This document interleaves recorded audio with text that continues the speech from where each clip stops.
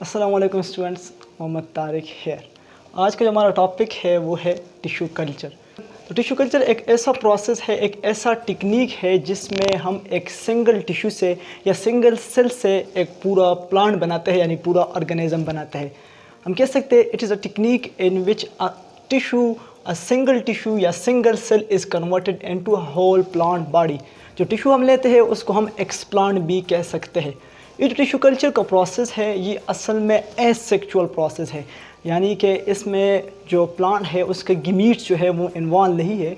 सिर्फ हम उसके जो पार्ट्स होते हैं, स्टेम के पार्ट्स होते हैं या रूट्स के पार्ट्स होते हैं या बॉडी के उसके पार्ट्स होते हैं, यानी सोमेटिक सेल लेते हैं और उससे हम पूरा जो प्लांट है वो बनाते हैं। यहाँ पर एक टर्म हम यूज़ करेंगे जिसका नाम है टूटीपोटेंसी।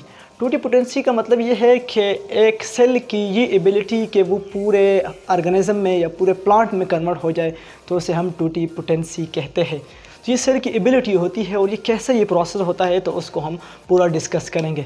सिंपल आपने ये याद रखना है कि टिश्यू कल्चर में ये प्रोसेस एक ऐसा प्रोसेस है जिसमें एक सिंगल टिश्यू जो है उससे हम पूरा प्लांट ऑर्गेनिज्म बनाएंगे।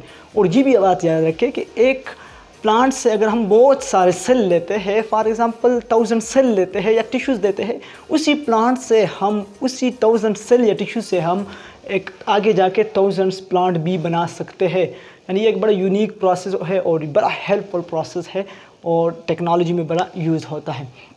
रिक्वायरमेंट इसकी क्या है कि इस प्रोसेस के लिए कौन कौन सी चीज़ें रिक्वायर्ड है। सबसे पहले हमें चाहिए एक्सप्लांट, यानी जो एक्सप्लांट का मतलब ये है कि टिश्यू, हम टिश्यू सेलेक्ट करेंगे कि हमने किस पार्ट से टिश्यू सेलेक्ट करना है। तो आपने ये बात याद रखना है, ज़्यादातर जो हमारे पास जो हम टिश्यू सेलेक्ट करते हैं वो हम करते हैं एपिकल बट को या मेरिस्टेमेटिक टिश्यू को। ये हम डिस्कस करेंगे यहाँ पर। देखो एक्सप्लांट हमने लिया, एक्सप्लांट हम मेरिस्टेमेटिक टिश्यू लेते हैं या एपिकल बट। मेरिस्टेमेटिक टिश्यूज़ पाए जाते हैं प्लांट्स के जो एपेक्स होता है, ऊपर टॉप होता है, यानी कि शूट के टॉप पे, या रूट्स जो है उसका नीचे टिप है, तो यानी ऊपर बिल्कुल टॉप में। तो अगर आप देखें तो वो जो पार्ट होता है वो यंग पार्ट होता है, ऊपर टिप वाला पार्ट, और उस वहाँ के जो सेल्स होते हैं उनमें एबिलिटी होती है कि वो फास्ट ग्रोथ कर सके, जल्दी ग्रोथ कर सके, तो जल्दी वो प्लांट जो होगा वो बड़ा होगा। तो हम इसलिए ये जो मेरिस्टेमेटिक टिश्यू लेते हैं तो उसमें कुछ एबिलिटी होती है। एक तो ये है कि मोर डिवीजन, उस जगह पे डिवीजन ज़्यादा से ज़्यादा डिवीजन होता है। तो ज़्यादा डिवीजन होगा तो ईज़िली जब हम नया प्लांट बनाएंगे, इसका जो पार्ट लेंगे तो वो सेल भी ईज़िली डिवाइड होंगे और जल्दी डिवाइड होंगे, तो हमें जल्दी वो प्लांट मिलेगा जो हमारा रिक्वायर्ड है। उसके बाद है ये ईज़िली टेकन है। अगर हम देखें तो अगर हम एक प्लांट को ले, यहाँ पर एक प्लांट है तो इसके टिप हम आसानी से तोड़ सकते हैं, बिल्कुल। अगर हम प्लांट्स के स्टेम के अंदर से एक सेल लेते हैं तो उसको हमने कट करना पड़ेगा, उसके टेक्निक से निकालना पड़ेगा। लेकिन अगर हम टिप लेते हैं तो उस टिप को हम आसानी से हाथ से तोड़ सकते हैं और उसको हम आसानी से ले सकते हैं। फिर यहाँ पर ये जो सेल्स है, फॉर एग्ज़ाम्पल ये हमने टिप लिया, तो यहाँ पर जो सेल बने होते हैं वो नए नए सेल बनते हैं। और इतने नए सेल बने होते हैं कि वो अभी तक डिफ्रेंशिएट नहीं होते, यानी वहाँ पर ये अभी तक कंफर्म नहीं होता कि इस सेल ने आगे जाके क्या बनाना है, इस सेल ने रूट बनाना है, इस सेल ने स्टेम बनाना है। अगर हमने कहते हैं इस ऊपर पार्ट में, तो ऊपर इस पार्ट में इस सेल ने क्या बनाना है। अगर ये जो सेल्स यहाँ पर मौजूद है, यहाँ पर टिश्यूज़ मौजूद है, इनमें से फॉर एग्जाम्पल सेल मौजूद है, अभी डिसाइड नहीं है कि इसमें से कौन से सेल ने लीफ बनाना है, कौन से सेल ने स्टेम बनाना है और किस तरह आगे डिवीज़न का प्रोसेस और कंटिन्यू होना है। आगे अभी तक ये डिसाइड नहीं है कौन कौन से, यानी अगर और सेल मौजूद है, किस सेल ने हमारे पास जाइलम सेल बनाना है, किस ने फ्लोएम सेल बनाना है, किस ने मेसोफिल सेल बनाना है, किस ने, मतलब अभी तक कोई भी कन्फर्मेशन नहीं है, कोई भी डिसीजन नहीं हुई है कि कौन कौन से सेल ने क्या क्या बनाना है। Disease is free. अच्छा जी, ये जो सेल होते हैं नए यंग सेल होते हैं और नए यंग सेल में हमको पता है कि अभी तक उसमें कोई डिजीज़ नहीं होता, तो ये सेल जो होते हैं वो डिजीज़ फ्री होते हैं। तो हम क्यों लेते हैं इस ऊपर मेरिस्टेमेटिक वाले सेल्स को, क्योंकि इसमें डिवीजन ज़्यादा होता है, आसानी से हम ले सकते हैं और अभी तक अनडिफ्रेंशिएटेड सेल वहाँ पर मौजूद होते हैं और डिजीज़ फ्री होते हैं। इसके अलावा हमें रिक्वायरमेंट चाहिए सेंट्रीफ्यूज भी हम ले सकते हैं। फॉर एग्जांपल अगर हम टिश्यू लेते हैं या हम किसी ऐसी जगह से सेल लेते हैं जहाँ पर बहुत सारे टिश्यू लेते हैं तो वहाँ पर बहुत सारे सेल हो, तो वहाँ पर सेल को अलग करने के लिए हम सेंट्रीफ्यूज भी यूज़ कर सकते हैं। अगर आपने सेंट्रीफ्यूज के बारे में या सेंट्रीफ्यूगेशन के बारे में हमारे लेक्चर नहीं देखा या आपको कंसेप्ट नहीं है तो आप इस प्लेलिस्ट में जा सकते हैं और वहाँ पर हमारा लेक्चर मौजूद है। इसके बाद सेल काउंटर भी हम ले सकते हैं। तो सेल काउंटर इसलिए रिक्वायर्ड है कि हम गिन सकते हैं कि कितने सेल हुए। सेल काउंटर का मतलब होता है वह सेल को गिनता है।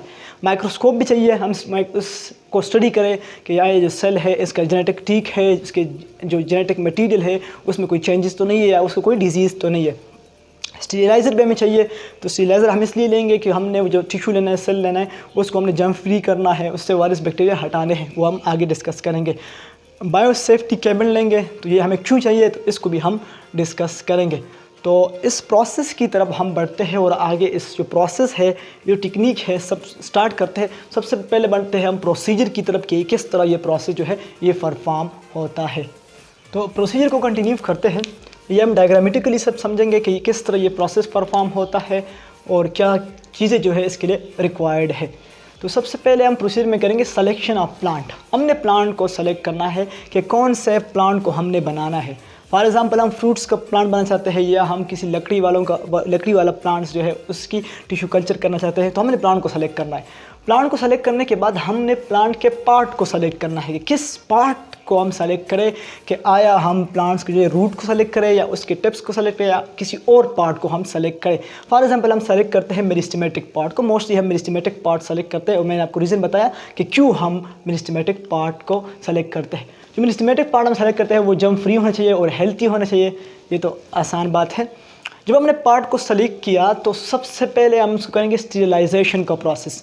स्टीरिलाइजेशन का प्रोसेस का मतलब ये है कि हम उस प्लांट को जर्म फ्री करते हैं। अगर उस प्लांट्स के उस पार्ट के ऊपर, उस सेल के ऊपर कोई वायरस बैक्टीरिया ने अटैक किया हो या वायरस बैक्टीरिया ऊपर मौजूद हो तो हमने उसको स्टीरिलाइज करना है, उससे हमने उस वायरस बैक्टीरिया को ख़त्म करना है। जिस मशीन में, जिस डिवाइस में हम इसको स्टीरिलाइज करते हैं उसका नाम है ऑटोक्लेव। ऑटोक्लेव एक ऐसा मशीन है जो कि लैब में पड़ा होता है, लैब में मौजूद होता है।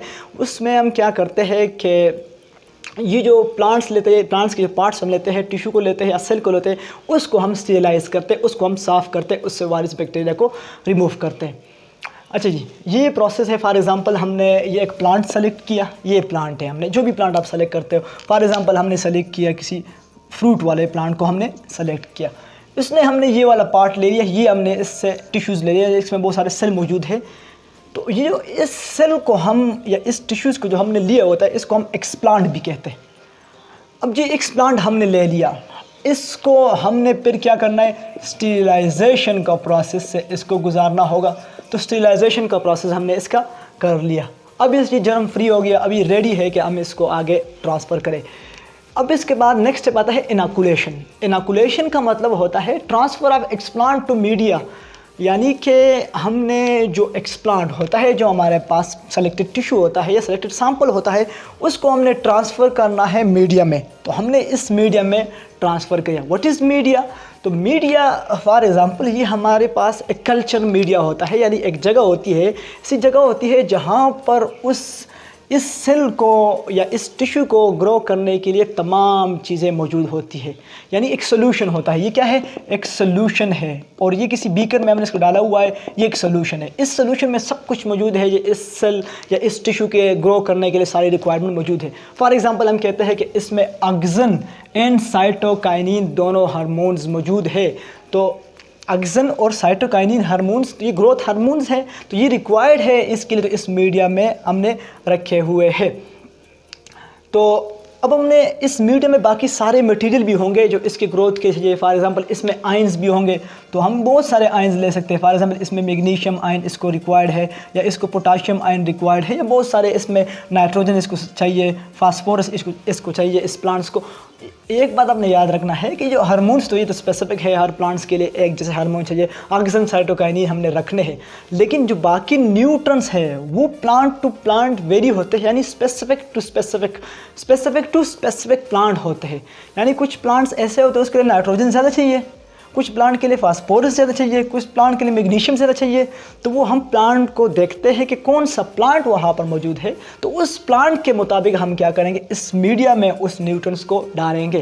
तो आपने सिंपली ये बात याद रखनी है कि मीडिया क्या है। मीडिया एक ऐसा सोल्यूशन है जिसमें तमाम रिक्वायर्ड मटीरियल होती है, तमाम रिक्वायर्ड मटीरियल मौजूद होते हैं जो कि चाहिए कि इस चीज़ के लिए, एक टिश्यू के या एक प्लांट के ग्रोथ के लिए।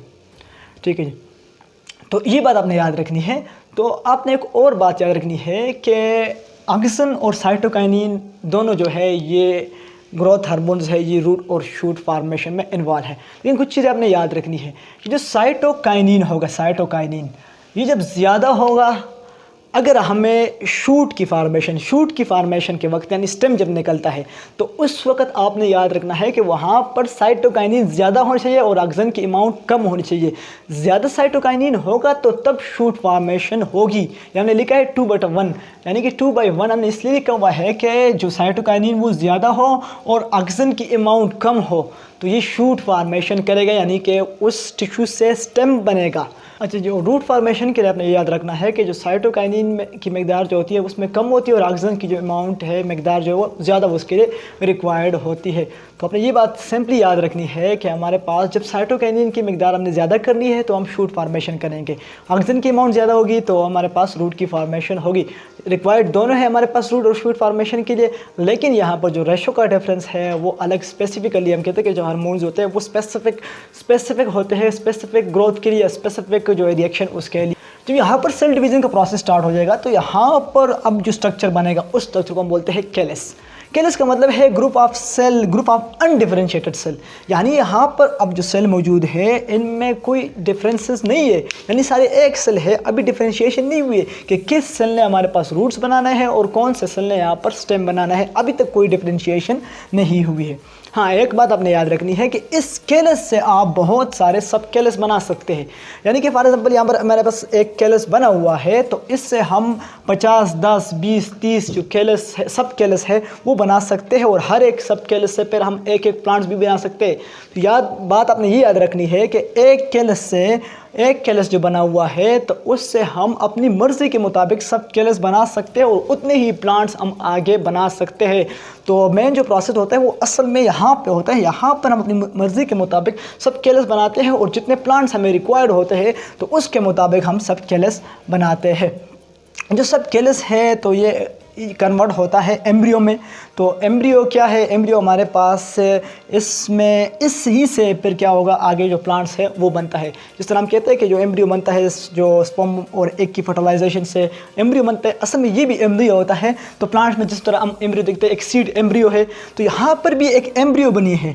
तो उस सीड से हम क्या करते हैं कि उस सीड को हम ज़मीन में बो देते हैं तो उससे ही प्लांट निकलता है। तो इसी तरह इसी एम्ब्रियो से आगे क्या करेगा, क्या होगा, प्लांट्स निकलेगा। तो इस एम्ब्रियो को हम ट्रांसफ़र करते हैं बायोसेफ्टी कैबिनेट में। तो बायोसेफ्टी कैबिनेट एक ऐसा कैबिन है, एक ऐसा जो है क्लोज सिस्टम है जिसमें तमाम जो है चीज़ें जो है ऑप्टिमम है, यानी कि टेम्परेचर वहाँ पर ऑप्टिमम है। जिस प्लांट के लिए जितना टेम्परेचर चाहिए तो वहाँ पर उतना ही टेम्परेचर मौजूद है। वहाँ का जो बाकी इन्वायरमेंट है, जो वहाँ का जो साइल मौजूद है उसमें बाकी सारे न्यूट्रिएंट्स मौजूद है जो उस प्लांट्स के लिए चाहिए। उसी तरह लाइट भी मौजूद है जो उस प्रोसेस के लिए, फोटोसिंथेसिस का प्रोसेस कर सके। तो यानी यहाँ पर बायोसेफ्टी के कैबिन में क्या होता है, जो बैलेंस के साथ हर एक चीज़ मौजूद होती है ताकि प्लांट्स को नुकसान भी ना पहुँचाए। यानी आपने ये बात रखनी है कि जो इस एम्ब्रियो को हम बायोसेफ्टी कैबिन में ट्रांसफ़र करेंगे तो वहाँ पर ये जो एम्ब्रियो है ये क्या करेगा, ये प्लांटलेट में कन्वर्ट होगा, जिसे हम बोल सकते हैं सीडलिंग में भी कन्वर्ट, सीडलिंग जिसे हम बोलते हैं। तो लेकिन एम्ब्रियो में क्या होगा, एम्ब्रियो में डिफरेंशिएशन का प्रोसेस होगा। डिफरेंशिएशन का प्रोसेस का मतलब ये है कि जो एम्ब्रियो है इसमें फॉर एग्जांपल सारे सेल एक जैसे थे, वो सेल डिवाइड होकर डिफरेंशिएट हो जाएंगे और अब यहाँ पर डिसीजन हो जाएगा कि किस सेल ने शूट बनाना है, किस सेल ने रूट बनाना है और किस सेल ने आगे जाके जो है लीव्स बनाने हैं। तो ये यहाँ पर डिसाइड हो जाएगा। तो अब ये बायोसेफ्टी कैबिनेट्स में छोटा सा प्लांट निकल जाएगा। तो अभी ये जो प्लांट्स होगा लाजिमी बात है टाइम लेगा, 2, 3, 4 वीक्स लेगा। तो उसके बाद ये जो है एम्ब्रियो के बाद ये प्लांट्स निकलेगा। तो अब ये जो प्लांट्स निकलेगा इस प्लांट्स को हम बोलते हैं प्लांटलेट्स। छोटा प्लांट होता है, फ्लावर तो नहीं होता इसमें, लेकिन छोटा प्लांट होता है। अभी तक फ्लावर तो मैच्योरिटी के बाद, अभी तक इस प्लांट्स में जैसे लीफ होते हैं, इसका छोटा प्लांट होता है, लीव्स भी होते हैं और उसके छोटे छोटे जो है रूट्स भी होते हैं। अब इस प्लांटलेट को हमने, अब लाजमी बात है सारी उम्र इधर ग्रो नहीं करना है, क्योंकि इसमें तो ये तो आर्टिफिशियल सिस्टम है। इसको हमने निकालना है और हमने एक बाइट एनवायरनमेंट में एक्सपोज करना है, डालना है, यानी इसको वहाँ पर हमने क्या करना है, इस प्लांट्स को लगाना है। तो किस तरह लगाएंगे, आपने ये बात याद रखनी है कि डायरेक्टली हम इसको एक्सपोज नहीं कर सकते, क्योंकि ये एक ऐसे कंडीशन से आया हुआ है जहाँ पर सब कुछ ऑप्टिमम था। डायरेक्टली बाहर तो हार्श कंडीशन है, तो वहाँ पर हम इसको एक्सपोज करेंगे तो प्लांट ख़राब भी हो सकता है या डैमेज भी हो सकता है। तो इसको हम एक्सपोर्ट करते हैं ग्रीन हाउस में। लेकिन एक बात अपने याद रखनी है कि इस प्लांट्स को जब हम इस बायोसेफ्टी कैबिन से निकालते हैं और ग्रीन हाउस में इसको ट्रांसफ़र करते हैं, तो इस प्रोसेस को कहा जाता है डी फ्लास्क। डी फ्लास्क का मतलब है कि हमने क्या करना है कि इस प्लांटलेट्स को न्यू एनवायरनमेंट में क्या करना है, एक्सपोज करना है। लेकिन ग्रीन हाउस में हम इसलिए करते हैं कि ग्रीन हाउस जो होता है वो हम खुद बनाते हैं, आर्टिफिशियल सिस्टम होता है। आपने देखा होगा कि कुछ जो प्लांट्स के लिए सिस्टम बना होता है, जो खेत बने होते हैं, तो वहाँ पर एक ग्रीन से चादर ऊपर लगा होता है, असल में वो ग्रीन हाउस होता है। उस ग्रीन हाउस में हम क्या करते हैं, स्लोली इस प्लांट्स के लिए टेम्परेचर को इंक्रीज़ करते हैं, ह्यूमिडिटी को कम करते हैं, साइल का पीएच जो है वो प्लांट टू प्लांट स्पेसिफिक रखते हैं वहाँ पर, और जो बाकी न्यूट्रिएंट्स है उस साइल में मौजूद होते हैं। तो अब ये बात आपने याद रखनी है कि यहाँ पर जो हमने इस ग्रीन हाउस में इसको ट्रांसफ़र किया, तो हमने इसके मुताबिक बाइट एनवायरनमेंट को चेंज किया। हम आहिस्ता आहिस्ता एनवायरनमेंट को, यानी बाकी टेम्परेचर को क्या करेंगे, एबायोटिक फैक्टर को चेंज करेंगे आहिस्ता आहिस्ता, ताकि प्लांट जो है आहिस्ता आहिस्ता एनवायरनमेंट के हिसाब से आदी हो जाए, और फिर हम इसको आम नॉर्मल एनवायरनमेंट में एक्सपोज करते हैं। तो एक सिंपल सा प्रोसेस था टिश्यू कल्चर का। आई होप आप सबको समझ आई होगी। तो अल्लाह।